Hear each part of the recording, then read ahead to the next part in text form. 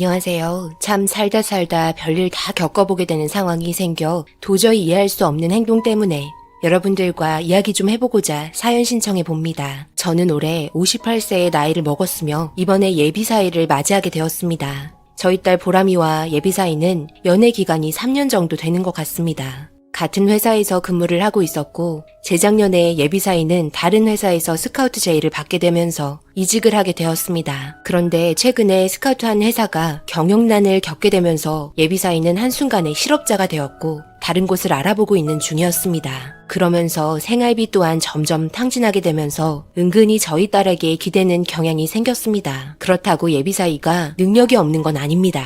꽤 이름이 알려진 회사이고 영향력도 있기 때문에 다른 회사에서 스카우트할 정도인데 이번 경영 악화는 큰 회사들 또한 버티기가 많이 힘들었던 것 같네요. 그런데 이번에 좀 이상한 일이 있었습니다. 엄마, 이거 봐봐요. 이번에 민재 씨가 준 건데 어때요? 괜찮아요? 선물 받았다면서 자기는 필요 없다고 저한테 선물 줬어요. 그거 루이비통 지갑이잖니. 그런 지갑을 선물해주는 사람이면 꽤 가까운 사이인 것 같은데. 그리고 그 지갑 내가 볼 때는 여자 지갑인데? 남자한테 선물해주는 거면 당연히 남자 지갑을 선물해줘야 하는 거 아닐까? 그러게요. 나중에 물어보면 되겠죠. 일단 저에게 선물 준 게 중요한 거니까 별 신경 쓰지 마세요. 저는 기분 좋아요.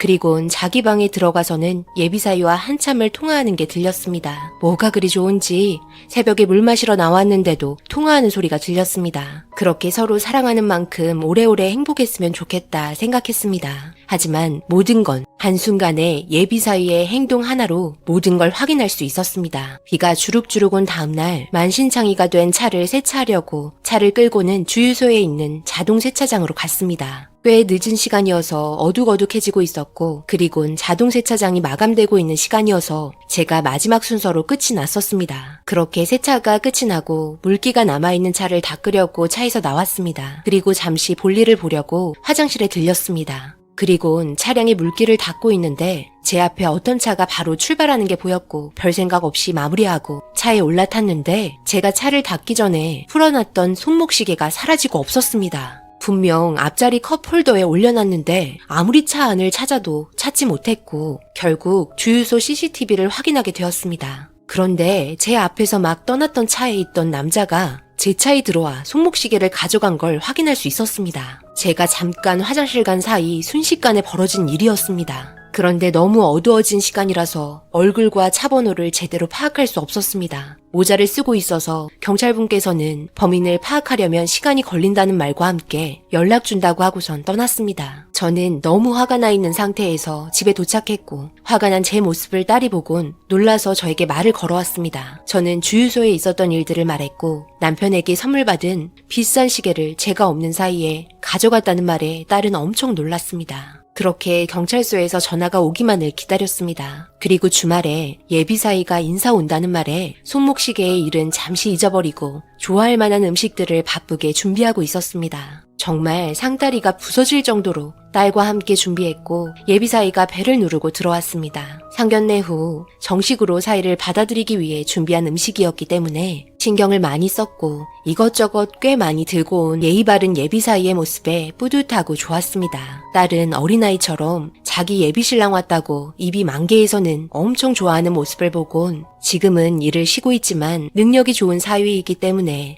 금방 좋아질 거라 생각하며 뜻깊은 저녁이 되길 바랐습니다. 저희 가족 사이에서도 어색하지 않게 분위기를 이끌어 나가면서 이야기를 주도해 나가는 예비사이의 든든한 모습에 점점 저녁 식사 시간의 분위기는 무르익었습니다. 그렇게 한참을 이야기하면서 저녁을 배불리 먹었고 예의 바른 사이는 저에게 정말 맛있는 음식 너무 잘 챙겨줬다는 말과 함께 저에게 줄 선물이 있다면서 정성스럽게 잘 포장되어 있는 네모난 작은 박스를 건네줬습니다. 저는 갑자기 준 선물에 놀랐고 자기는 선물 안 주냐며 질투하는 딸의 눈치를 보면서 고맙다는 말과 함께 조심스럽게 선물 포장을 뜯어봤습니다. 그런데 박스 안에 있던 내용물을 보곤 정말 충격받고 말았습니다. 제가 보람 아빠한테 선물 받았던 시계와 같은 시계였습니다. 그런데 더 충격적인 건 보람 아빠가 저에게 선물을 줄 때 시계 안쪽에 제 이름을 이니셜로 새겨줬었는데 제 이름의 이니셜이 새겨져 있었습니다. 온몸에서 소름이 돋기 시작했고 무서워지기 시작했습니다. 떨리는 손을 진정시키려고 계속 시계 박스를 만지작거렸습니다. 그러곤 웃으면서 잊어버린 시계랑 똑같다는 말과 함께 일단 상황을 넘기려고 했는데 표정 관리가 쉽지 않았습니다. 딸은 저를 보며 웃으면서 예비 사이가 센스가 좋다는 말과 함께 저는 일단 재빨리 시계를 차 보이면서 고맙다는 말과 함께 미소를 지어줬습니다. 보람아빠도 이게 무슨 일이냐며 신기해하면서 보고 있었습니다. 그리고 걸려오는 전화 한 통에 잠시 화장실 다녀온다고 말하면서 빠르게 자리에서 일어났습니다. 경찰서에서 전화 온 걸 받게 되었고 자동차의 행적을 근처에 있는 CCTV에 찍힌 걸 확인했고 거주지 파악에 신상까지 확인되었다는 말을 전해 들었습니다. 그리고 예비 사위가 시계 말고도 여러 가지 신고가 접수된 범인과 일치하다며 다음날 찾아갈 거라며 월요일 저녁에 경찰서에 출석해달라는 말을 듣고 끊었습니다. 저는 화장실에 거울을 보면서 이 상황을 어떻게 처리해야 할지 걱정이 많았습니다. 이 사실이 밝혀지게 되는 날 거실에서 웃고 떠드는 화기애애한 상황이 너무 신경이 쓰였습니다. 하지만 결과는 달라지지 않는 불편함을 가지고 화장실에서 나왔습니다. 저를 바라보는 예비사이의 모습에는 착하기만 한 표정만 있었습니다. 저는 도저히 그 자리에 맨정신으로 서 있을 수 없었네요. 어색한 웃음과 함께 음식을 만들면서 신경을 많이 썼는지 피곤하다며 미안하다고 말하곤 잠시 방에 가서 누웠습니다. 그리고 한두 시간 있다가 예비사이 집에 간다는 말에 나가서 배웅해줬고 그렇게 하루가 마무리되었습니다. 행복해하는 딸의 모습에 정말 머리가 너무 복잡했습니다. 결과적으로 파혼해야 하는 상황이 맞지만 딸에게 상처 주고 싶지 않았습니다. 이런저런 복잡한 생각과 함께 밤을 지새웠네요. 그리고 그날 오후 경찰서에서 전화가 왔습니다. 범인을 잡았다며 경찰서에 출석해달라고 하고 끊었고 두근거리는 마음으로 출석한 결과 모든 진실은 결국 밝혀지게 되어 있었습니다. 머리를 수그리고 조사를 받고 있는 예비사이의 모습이